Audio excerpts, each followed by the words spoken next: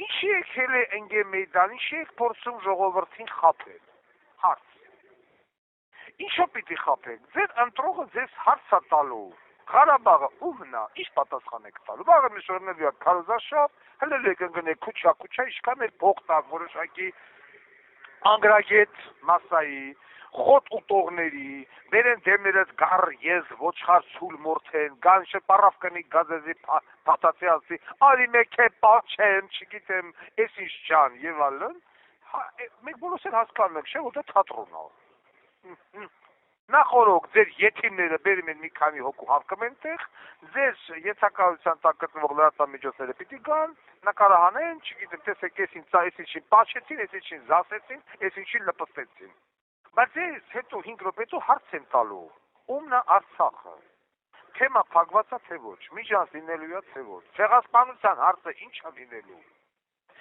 Այս պետական դավաճանները դատվելու են թե չէ։ Գագիկ Ծառուկյանին հարց են տալու, պետական դավաճանները դատվելու են թե չէ։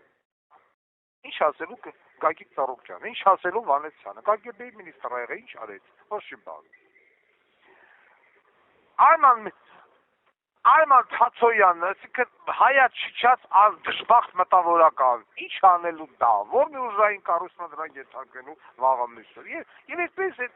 շարունակվելու ժողովուրդ։ Ամսի 28-ին, փետրվարի 28-ին ժամը 12-ին Արմենիա Մարիոթ հյուրանոցում կայանալու է դոկուսակցության համագումար։ Բայց դա միայն դոկուսակցության համագումարը չի։ Դա այն համագումարն է, որով որ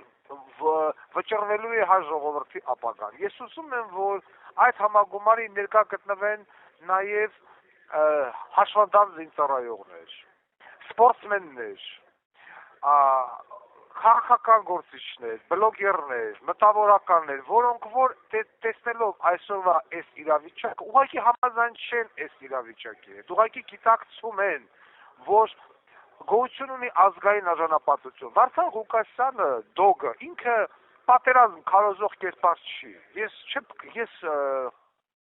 պատերազմի աստված չեմ։ Ես չեմ ասում, որ չէ, պիտի պատերազմը լինի։ Ոչ։ Բայց ես գիտակցում եմ, որ սա խաղաղություն չի։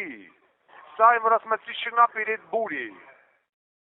Այս խաղաղությունը, ինչի անունը դրել են խաղաղություն, սա խաղաղություն չի, սա ազգին դանդաղ ոչնչացնելու պրոցեսն է սկսվել։ Ոչ թե սկիզբն է, սկսվել է արդեն։ Ինչ է նշանակում հայ ուսանողները գնան սովորեն Թուրքիայում։ Իրոք